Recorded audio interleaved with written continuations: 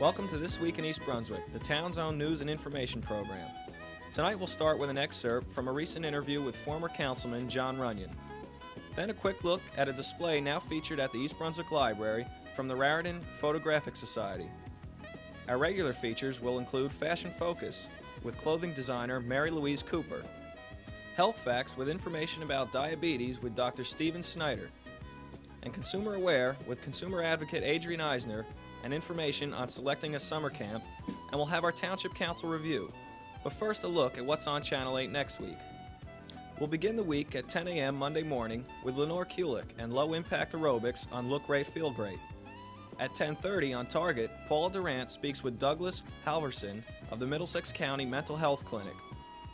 Tuesday at 7 p.m., the City of Beverly Hills brings us another edition of In Print, featuring an interview with Jonathan Coleman. February is Children's Dental Health Month.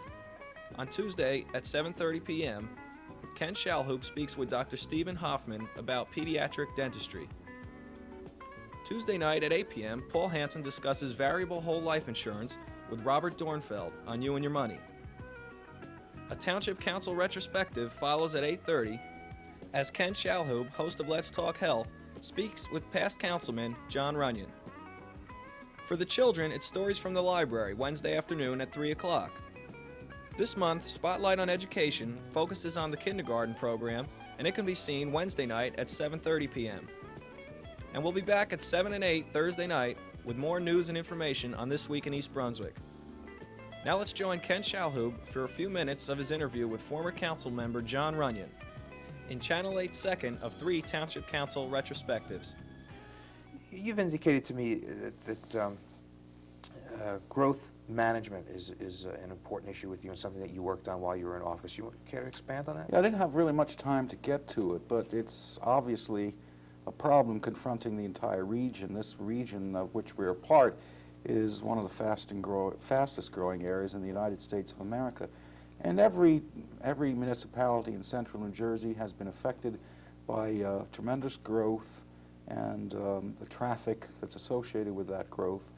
And I had taken a number of steps as a councilman in the short time I was there to begin to slow that growth, especially as it affects East Brunswick, and having authored an ordinance which provided for the phasing of growth over a longer period of time and tied growth to the construction of roadways so that the streets and the roads would be improved and would be in place to handle that growth. I did that as soon as I got on the council. Unfortunately, it should have been done sooner, but that still is in place and is still slowing up some of the growth that we've had. And then I wanted to pursue and began to pursue other growth management kind of legislation and policies. Unfortunately, my time in the council was cut short and I couldn't pursue them. I did introduce an ordinance or a resolution that will put on the ballot this fall here in East Brunswick a referendum on a constitutional convention for the state of New Jersey on land use, because it's my belief that the constitution of the state needs to be changed so that land use can be more effectively managed, and so that the problems we've had with this spurt of growth in central New Jersey will not be repeated again, and certainly won't be repeated elsewhere in the state of New Jersey. I think it requires some fundamental alteration and some new and innovative thinking on the part of the leaders of New Jersey, and I think that will only come about through a constitutional convention. So that'll be on the ballot here in East Brunswick, and it's my hope through my other efforts to get it on the ballot in as many municipalities in New Jersey as it possibly can, so that as many residents of the state can express themselves on that issue this November. Mm-hmm. But John, can you really do that? I mean, can you really control growth when it comes down to dollars and cents and people own the land? Not under present statutes and laws, no. I mean, there are a number of things that drive growth. One is that everybody who owns a piece of land has a right to build something on it. It's a fundamental right in this state. It isn't so much a right in some other states of the nation, like Vermont, New Hampshire, and other states that have much more rigorous land use controls. But in New Jersey, the law is such that if you own a piece of land, it's got to be zoned for something, and that zoning has to allow the owner to build something on it. Beyond that, you have the requirements of the Constitution in this Mount Laurel decision, which forces high-density housing development on practically every municipality in the state of New Jersey. and that forces and mandates growth. And also, on top of that, you have the laws of the state of New Jersey, which basically say it doesn't matter if you have the roads, the sewer, the water, or anything else, you got to let them build the thing. It's illegal to have a moratorium in New Jersey for any of those reasons on growth. If you don't have sewer capacity, you can't have a moratorium. If you don't have water capacity, you can't have a moratorium. If your roads need to be reconstructed, you can't have a moratorium on growth until you have those utilities in place. The law clearly says that it's the responsibility of local government to provide those utilities and that infrastructure. And if it isn't there, you've got to let the growth, and then the local government has the responsibility to provide it. I just think that's, there's a phrase for it that, something backwards, but it's backwards. It's absolutely backwards. The fact of the matter is that the infrastructure, there ought to be mechanisms so that the infrastructure is in place first where there is going to be growth. And I'm in favor of much more stringent limitations on growth in the state of New Jersey, and for growth to be redirected to areas where growth has already occurred, to our cities, to our major urbanized corridors along our roadways and things. We just can't continue to spread the growth, the housing and office buildings and all the factories out across the entire landscape, or eventually the whole state of New Jersey will be paved over with development unless we take a hard look at it. But given those laws I just described, the only way that that it can be changed, what is occurring, is for there to be a constitutional convention, because all of the things that force growth in this state are founded upon the New Jersey Constitution. And without fundamental change in that Constitution, all these proposals that folks are talking about are only Band-Aids. There really needs to be a tremendous alteration in the way in which we deal with growth and land use in the state of New Jersey. Okay, but now taking things as they are now in East Brunswick, with the current road projects that are that are ongoing, what's being built in East Brunswick, and what some of the projects are for the future, will things get better in this township? Do you believe? Are the projects adequate? Can we see an improvement?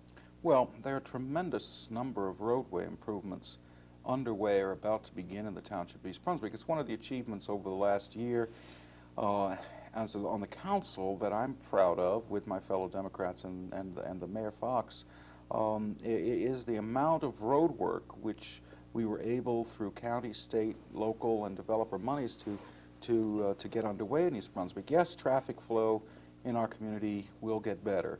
It's going to take several more years for all of these road improvements to be put into place, but there are literally close to $50 million worth of road work either under construction or planned for this community over the next year and a half, 2 years.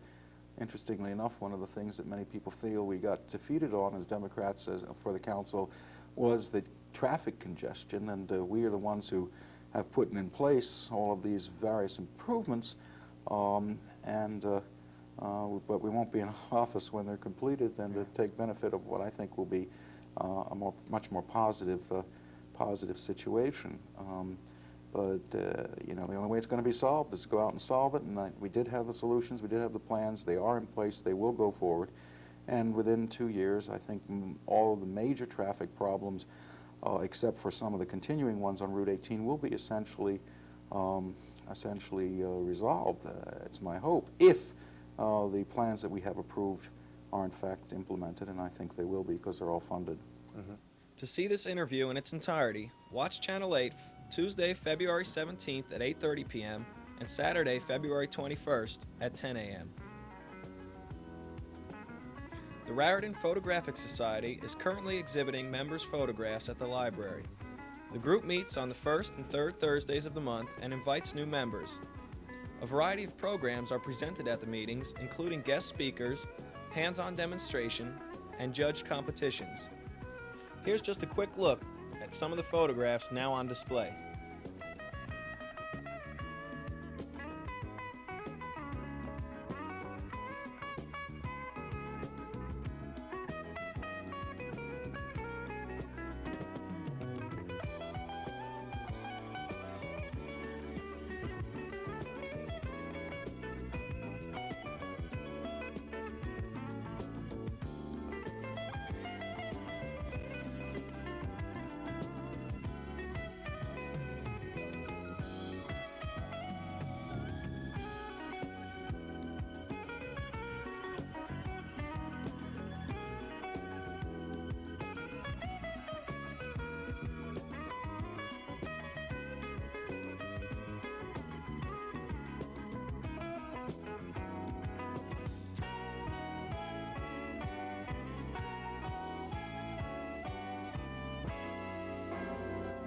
Also on display at the library is an exhibit by the East Brunswick Garden Club. The exhibit includes information on the club's aims and projects, as well as examples of its members' activities. Both displays run through the end of February, so come on out to see them. Now stay tuned for Fashion Focus.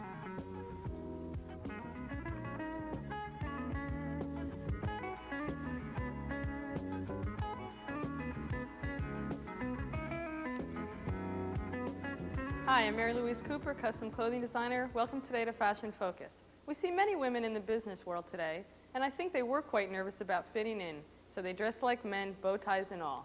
They are now adding depth to their professional wardrobes, and we see that they do like to look pretty in beautiful suits.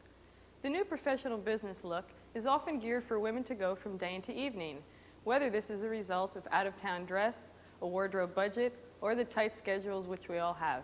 Let's take a look at some alternatives. Sketch number 1 can be made up in the fluid rayon flax shown. You might want to pair it with a silk camisole or with bold jewelry for your change to evening.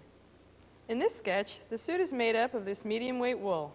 Its asymmetrical styling is a bit different, and pairing it with a beige velvet skirt would be your evening look. This suit sports a wing collar, which is not always easy to find. It provides a perfect frame for a unique pin. For day, a basic silk tee would be appropriate, and for evening, a beautiful silk scarf tucked into its neckline would be quite chic. This suit is done in an olive wool flannel. Almost any neckline your top might have would fit in for office wear. And here with us is Dolly Vasta, East Brunswick Arts Coordinator and host producer of For Art's Sake, modeling the executed design as her day wear. Let's see how Dolly uses her outfit for an evening ensemble. With a little planning and preparation, it isn't difficult at all to go from day into evening. I hope I have shown you some viable alternatives. Until next time, this is Mary Louise Cooper for Fashion Focus, saying goodbye. And now for Health Facts with Dr. Stephen Schneider, Associate Professor of Medicine at the University of Medicine and Dentistry of New Jersey. High blood sugars and diabetic coma are rarely a major problem in the modern treatment of diabetes. Instead, it is the chronic degenerative complications which now account for the vast majority of illness and premature death in this disease. Diabetic neuropathy is a gradual degeneration of the nerves, particularly those to the feet and legs. This can result in a spectrum of symptoms ranging from numbness and tingling to severe pain or foot ulceration. It is now believed that neuropathy is caused in part by an accumulation of a sugar-derived substance called sorbitol in the nerve fiber. Its accumulation can be prevented by decreasing levels of glucose in the blood. Recent research has centered on specific agents which can block the production of sorbitol. And these drugs may have a role in the prevention of not only diabetic neuropathy, but also cataracts and some forms of renal disease, which may also be sorbitol dependent. Vascular complications of diabetes are another major problem.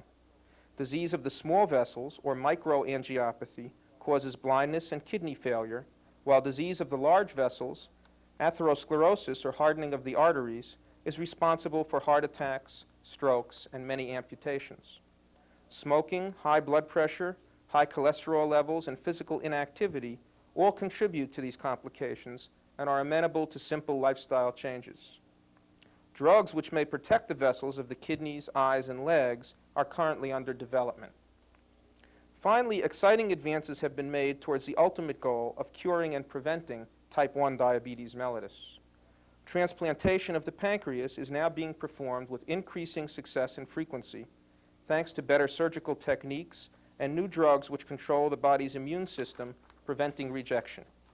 The first successful transplantation in New Jersey was performed this year. Type 1 diabetes is an autoimmune disease in which antibodies to insulin-producing cells gradually destroy them over a period of 10 or more years prior to the onset of symptoms.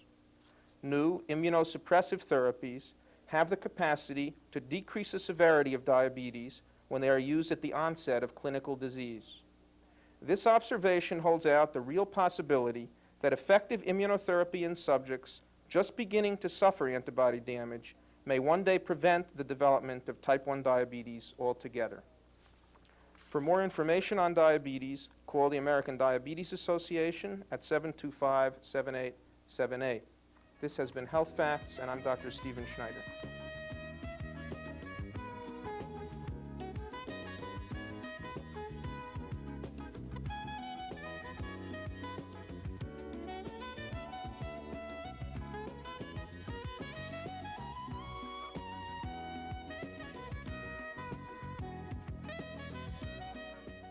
Hello, and welcome to Consumer Aware. I'm Adrienne Eisner, Director of the East Brunswick Consumer Affairs Office. At this time of the year, many of you may be beginning to think about summer camp for your children. Perhaps you don't know how to get started in making your selection. Each summer, millions of children enjoy the special experiences of summer camps. Yet, for parents, choosing the right camp can be difficult and confusing. Careful consideration and investigation can make your selection easier. Before beginning the search for a summer camp, first clarify your own and your child's needs. Be very specific in your requirements. Are you looking for a day camp or a sleepaway camp, a special interest camp, or one with multiple interests available? What special activities are you looking for? Evaluate the needs of your child. Is he or she ready for a stay away from home for a week, 2, or perhaps the whole summer? Is he or she happier in a large group or a small group situation, in a competitive or non-competitive environment? Where do you begin your search? Parents whose children have previously been to camp may be the best information sources, but remember to talk to the children themselves. Consult your public library for information on camps. You may wish to use the services of a camping advisory service. Most of these services collect their fee from the camps and are free of charge to the patrons. After obtaining applications and brochures from a number of camps, assess them carefully. Camp directors or representatives are usually happy to answer your questions. Some major points of consideration are as follows. First of all, the camp routine.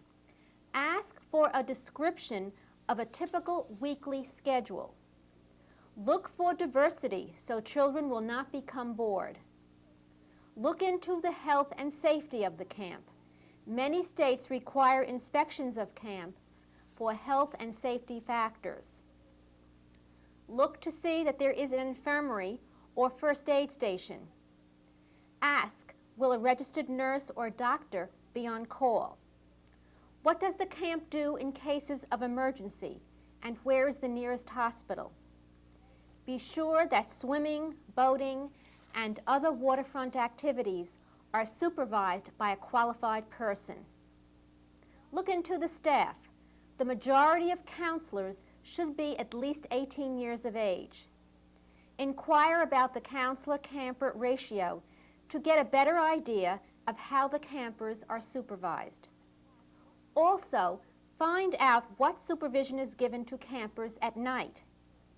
Check on the available facilities for sports activities, arts and crafts, dining, etc. Before committing yourself by signing any contracts, it is important that you understand the camp's payment policies. Are refunds given or are deposits non-refundable? Here are some general concerns. Should the camper bring money? And if so, how is that handled? What is done with laundry? What is the camp's attitude toward phone calls and visitors? Going to camp can be a very enriching experience. It can provide the child with a chance to see him or herself differently. The wise consumer will find the ideal camp through careful investigation. Involving the child in the search and in the selection can make it a rewarding family experience.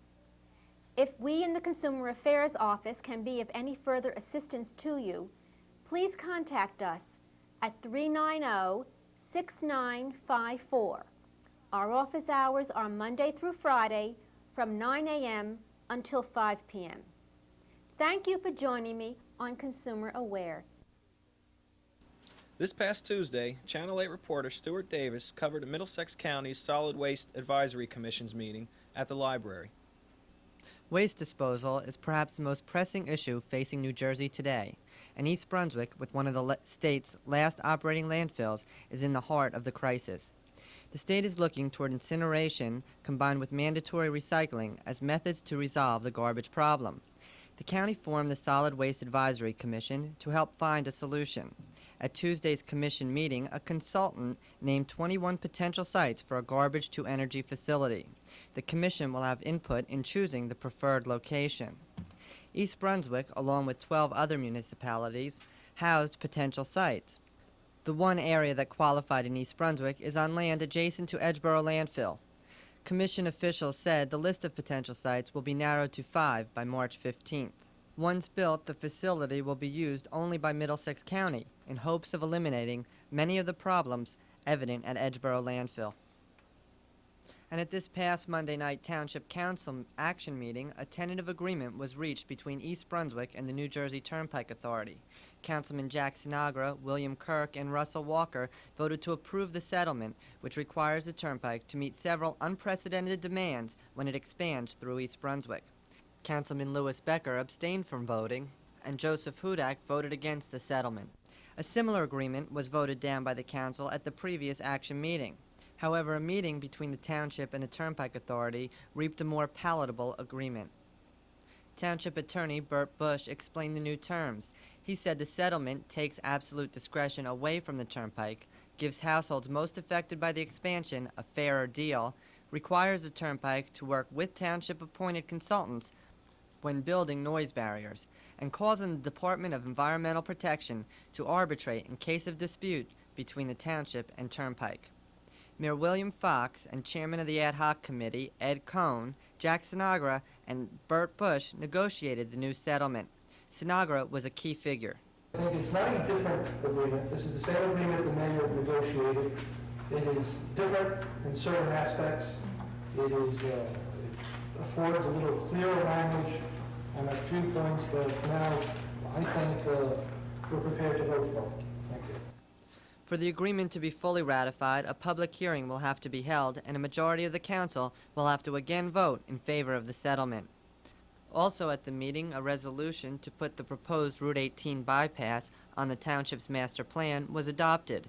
The road was a topic of discussion 3 weeks ago when Councilman Jack Sinagra and William Kirk introduced the idea. The roadway is intended to keep trucks and other traffic off Route 18. That's all for this week. Thanks for watching.